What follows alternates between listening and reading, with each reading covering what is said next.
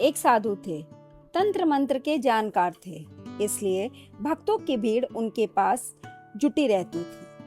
भक्त आते तो साधु को बिना मांगे कुछ भेंट दे जाते। इस तरह साधु के पास 150 स्वर्ण मुद्राएं इकट्ठी हो गई। साधु ने सोचा, मैं इस धन का क्या करूंगा? इसे किसी परोपकार के कार्य में खर्च कर देना चाहिए।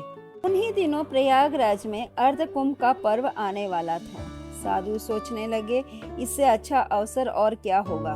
अर्धकुंभ पर जाकर मुझे इस धन से एक भंडारा करना चाहिए। धन का यही सदुपयोग है।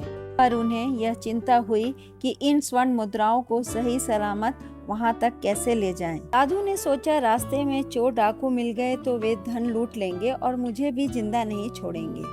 साधु ने एक ऐसा डंडा खोजा जिसके अंदर स्वर्ण मुद्राओं को छिपाकर रखा जा सकता था। डंडे को अंदर से खोखला कर दिया, उसमें मोहरें रख दी, ऊपर से ऐसी पेचदार मूठ बनवाई कि किसी को पता न लगे वह डंडा मुड़ा हुआ था। साधु ने एक हाथ में डंडा और दूसरे में कमंडल लिया। प्रयागराज की ओर चल दिए। यात्रा लंबी थी। चलते चलते वह एक नगर में पहुंचे। वहां एक व्यापारी रहता था। धर्म कर्म में उसकी रुचि थी, पर वह था लालची। उसके कोई संतान न थी।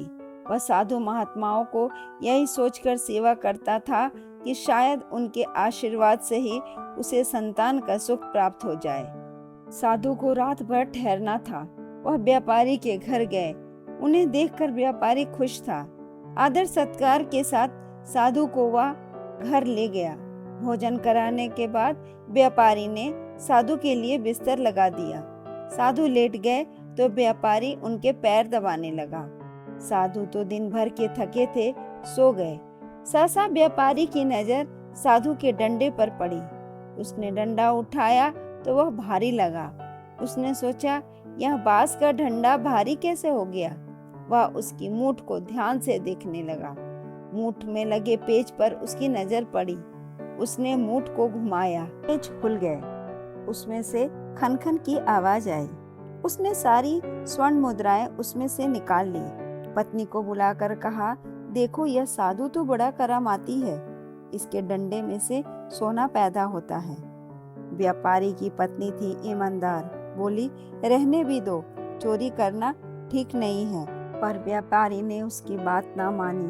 सुबह हुई, साधु जग गए, चलने के लिए तैयार हो गए। व्यापारी ने उनके पैर छुए। वह साधु को नगर के बाहर तक छोड़ने गया। कई दिन तक चलते रहने के बाद साधु प्रयागराज पहुंचे। पर्व आरंभ हो गया। साधु बाबा की इच्छा थी कि संक्रांति के दिन भंडारा किया जाए। वह महंत के पास गए, उनसे अपने मन की बात कही। महंत ने दूसरे ही दिन वहां आए साधुओं को भंडारे का निमंत्रण भेज दिया।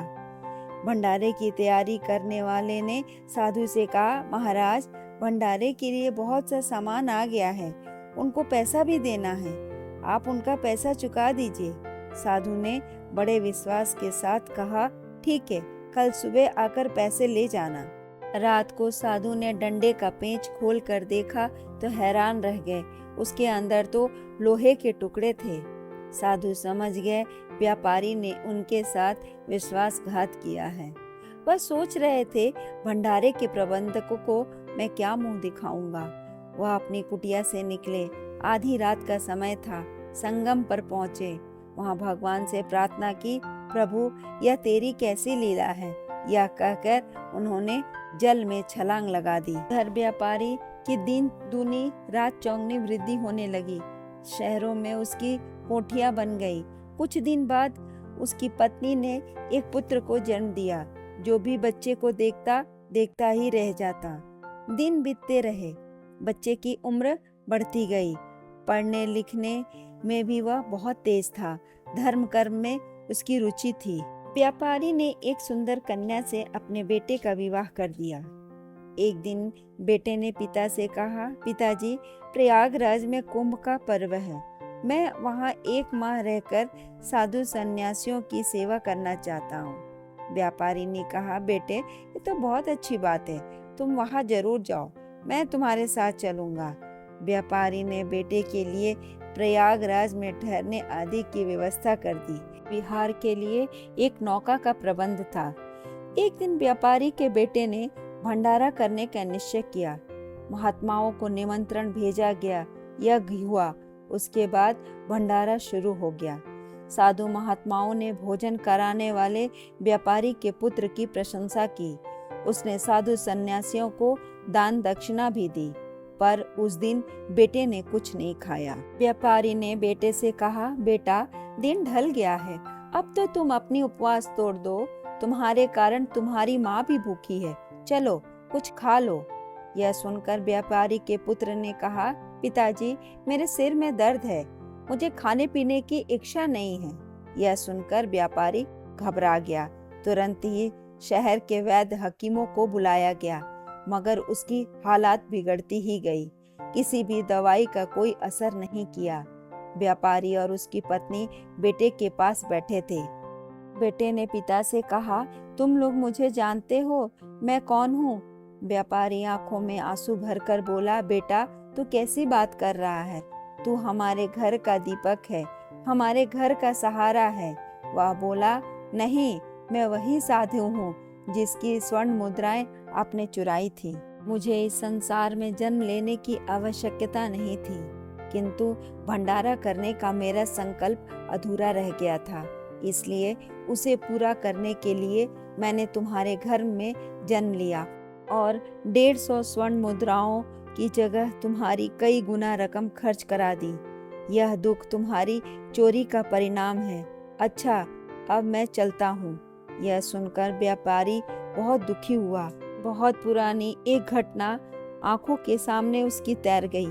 जब उसने घर में आए साधु की स्वर्ण मुद्राएं चुराई थी, उसने बेटे की ओर देखा तो लगा जैसे उसकी जगह वही साधु सामने खड़े हों।